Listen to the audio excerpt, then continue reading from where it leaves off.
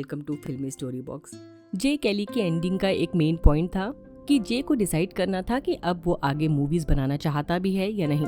जे अपने 60s में था लेकिन फिर भी करियर के बेस्ट फेज में चल रहा था। उसकी प्रोफेशनल लाइफ काफी स्मूथ थी। रॉन यानी उसका मैनेजर, लिज यानी पब्लिसिस्ट और उसके असिस्टेंट क्रिस्टा और मैक के साथ उसका रिश्ता काफी अच्छा था। लेकिन पर्सनल लाइफ बिल्कुल मैस थी।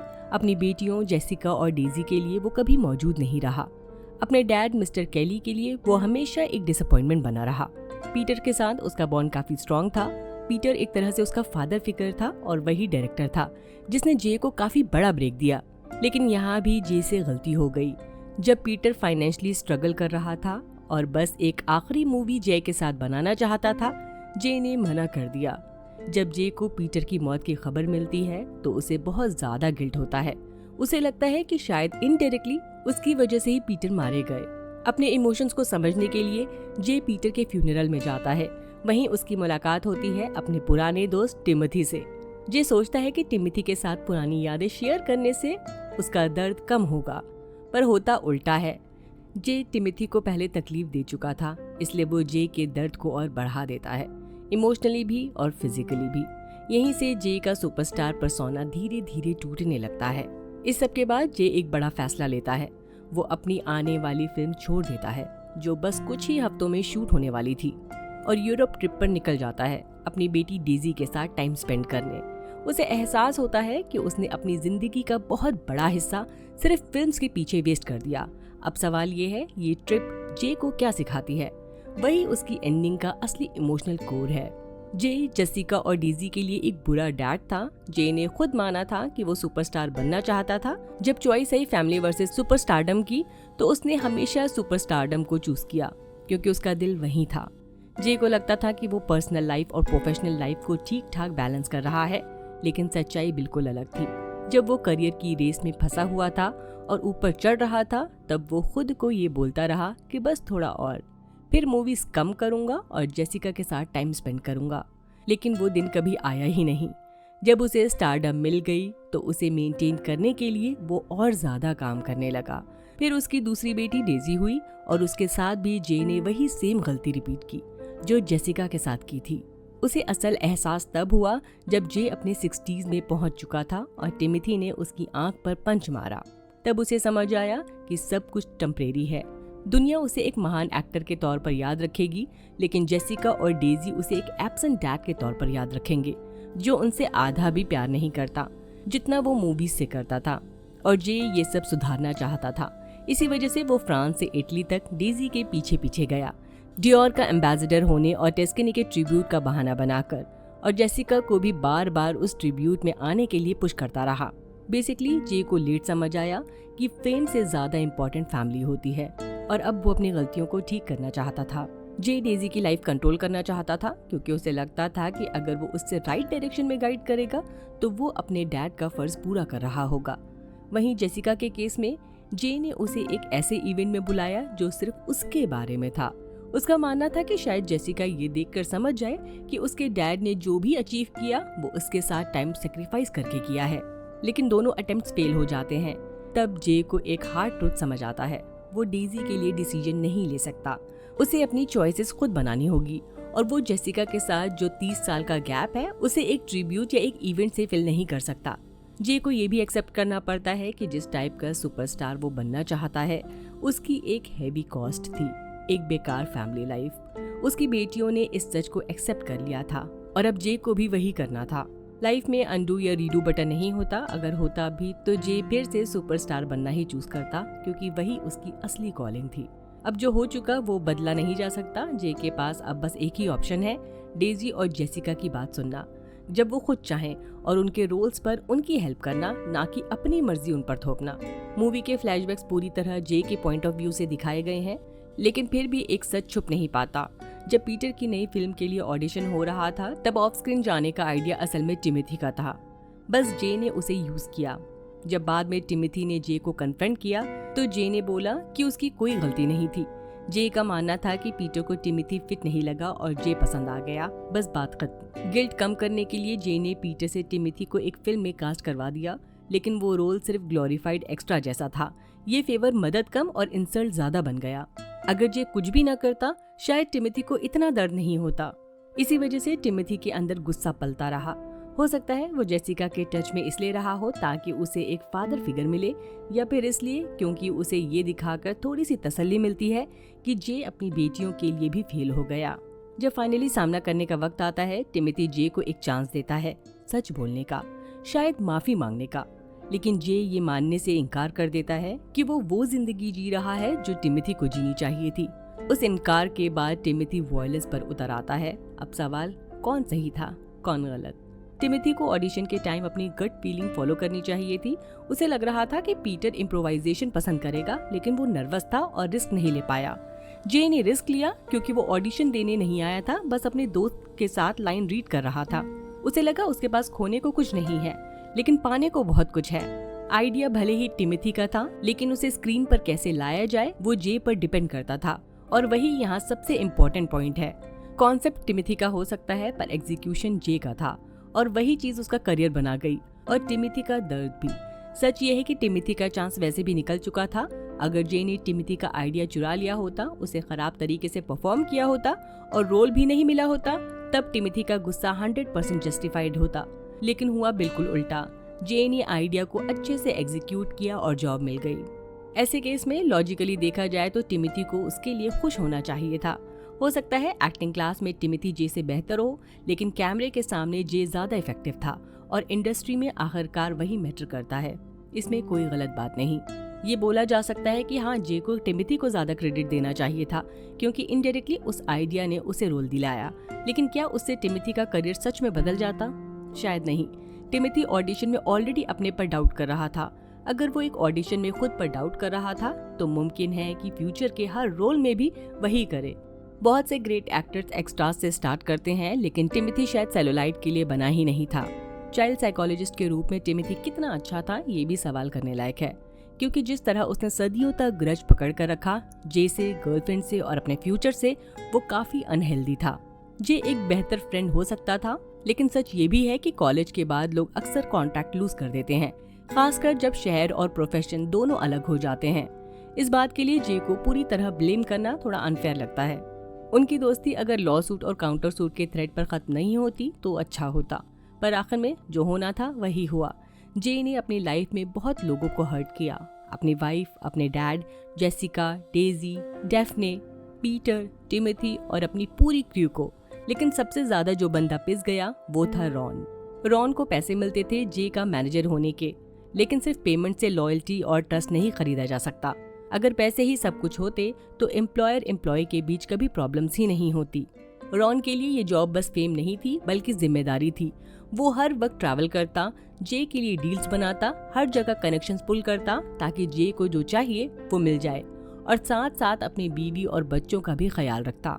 ऑनेस्टली देखा जाए तो रॉन को और ज्यादा पैसे मिलने चाहिए थे, क्योंकि जे का पूरा अंपायर उसके कंधों पर खड़ा था। करियर के स्टार्ट में शायद जे खुद अपनी फाउंडेशन था, लेकिन बाद में रॉन ही था जो उसे टॉप पर बनाए हुए था। और अगर कभी जे गिरता तो रॉन ही एक बड़ा क्वेश्चन रेडी रखता ताकि डैमेज कम हो। जे ये बात समझता था, लेकिन उसका ग्रैटिट्यूड बस सरफेस लेवल का था। कभी कभी पूछ लेता था फैमिली कैसी है, लेकिन सच ये है कि जे ने कभी रॉन की लाइफ इजी बनाई ही नहीं। फ्रांस इटली ट्रिप का पूरा मैस इस बात का एग्जाम्पल है। जे इमोशनली स्पाइरल कर रहा था, वो अंडरस्टैंडेबल है, लेकिन प्रॉब्लम ये थी कि वो इतना सेल्फ सेंटर्ड हो चुका था कि उसने ये सोचा ही नहीं कि उसके एक्शंस का दूसरों पर क्या असर पड़ेगा, स्पेशली रॉन पर। आखिर में यही लगता है कि जे ने बहुतों को दुख दिया, पर रॉन ने उसका वेट सबसे ज्यादा उठाया, बिना शोर मचाए, बिना स्पॉटलाइट में आए। अंदर ही अंदर जे शायद जानता था कि वो अपने प्रिविलेज का मिसयूज कर रहा है, बस इसलिए क्योंकि उसे पता था कि रॉन संभाल लेगा। इसी प्रोसेस में जे ये भूल गया कि रॉन सिर्फ मैनेजर नहीं बल्कि उसका दोस्त भी था। रॉन को अपनी वाइफ और बच्चों के साथ होना चाहिए था, लेकिन वो फ्रांस और फिर इटली में भटक रहा था, सिर्फ इसलिए क्योंकि जे इमोशनली ब्रेकडाउन हो रहा था। उसे लगा जैसे ही जे आने वाली मूवी स्टार्ट करेगा वो वापस अपनी फैमिली के पास चला जाएगा। पर जब जे ने रॉन को बोला कि वो मूवीज बेन को दे रहा है, तो वो रॉन के लिए एक लास्ट स्ट्रॉ बन गया। रॉन ने जे को ये नहीं बताया कि बेन ऑलरेडी उसे निकाल चुका है, क्योंकि रॉन नहीं चाहता था कि उसे लगे वो जे को इमोशनली मैनिपुलेट कर रहा है।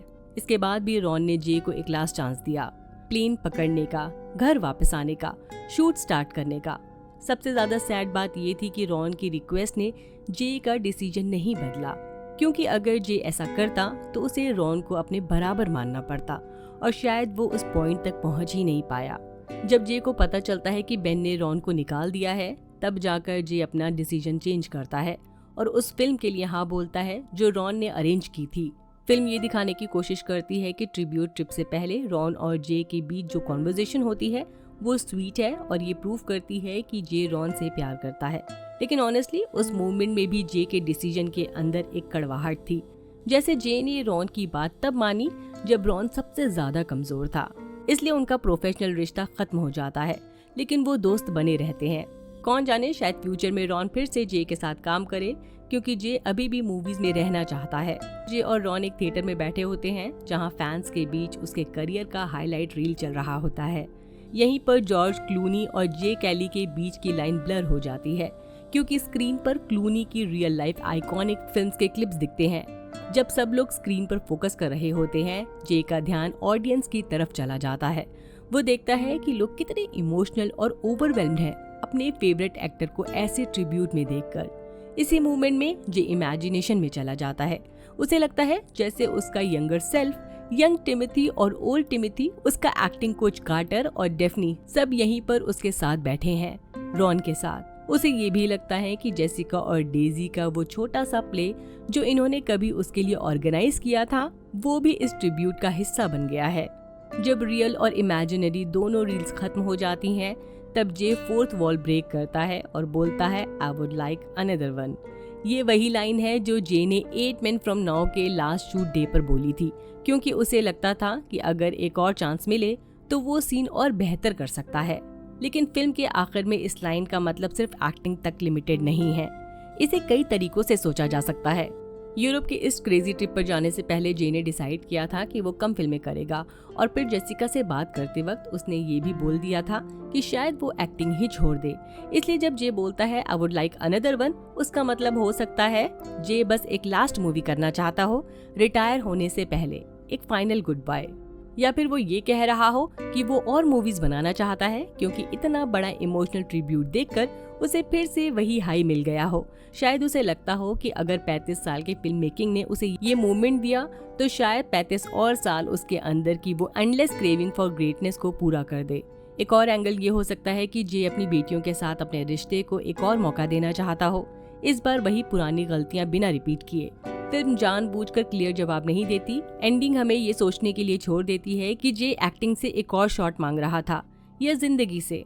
स्टार होने के नाते जे के पास सब कुछ था, उसके पास इतनी पावर और इम्यूनिटी थी कि वो अपने दोस्तों को पंच कर सकता था, एक इंटेलेक्चुअली डिसेबल्ड बंदे को जमीन पर गिरा सकता था, और फिर भी मिलियंस लोग उससे प्यार करते रहते।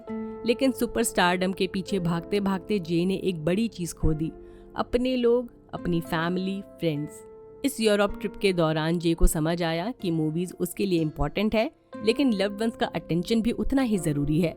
अगर जे ने हर टूटा हुआ रिश्ता जोड़ने की कोशिश न की होती तो वो अपने बुढ़ापे में जरूर पछताता। अगर हम बात करें बेन की, तो वो टॉप स्टार नहीं था, उसकी फैमिली के बारे में भी हम ज्यादा कुछ नहीं जानते, और न ही हम कुछ कह सकते हैं कि उनके बीच सब परफेक्ट था या नहीं। लेकिन जे के पास एक यूनिक चांस था, एक नया स्टैंडर्ड सेट करने का, जिसे फ्यूचर के बडिंग स्टार्स फॉलो कर सके। लगता है क्लूनी जे के थ्रू सिनेमा के मीडियम के लिए भी बोल रहा था, ऑडियंस से कह रहा था एक और चांस दो। इस फिल्म को गिनती के लोग ही थिएटर में देख पाए, हम में से ज्यादातर लोग इसे स्मॉल स्क्रीन पर देख रहे हैं। क्लूनी, एडम, नोआ और इस फिल्म से जुड़े लोग सबने अपनी कामयाबी थिएटर के जरिए पाई थी, और आज अलग अलग रीजंस की वजह से वो सब इस डिजिटल हेल्थस्केप में बंद होते जा रहे हैं।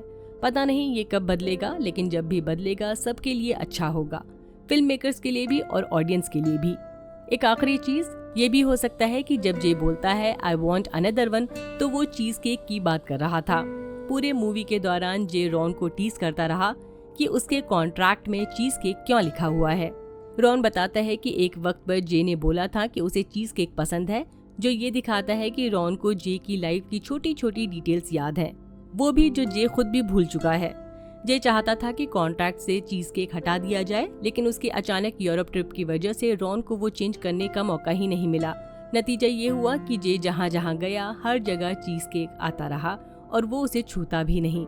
आखिर में जब जे ट्रिब्यूट के लिए रेडी हो रहा होता है और रॉन उसके साथ होता है, जे बिना सोचे समझे चीज केक का एक बाइट ले लेता है।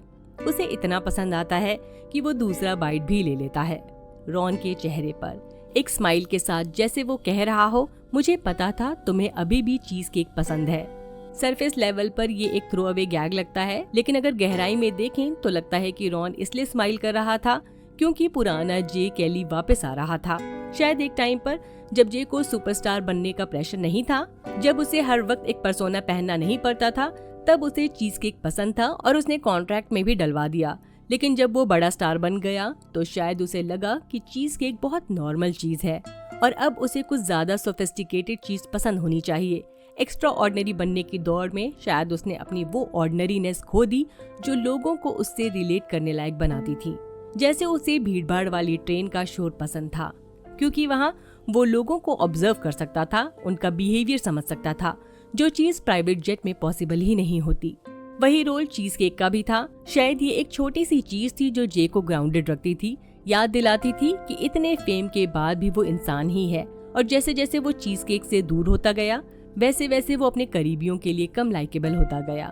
इसलिए हो सकता है कि चीज केक का वो बाइट और फिर अनदर वन मांगना एक्चुअली ये सिग्नल हो कि जे अपना फेक सुपरस्टार मास्क उतार रहा है और फिर से एक्टर बन रहा है।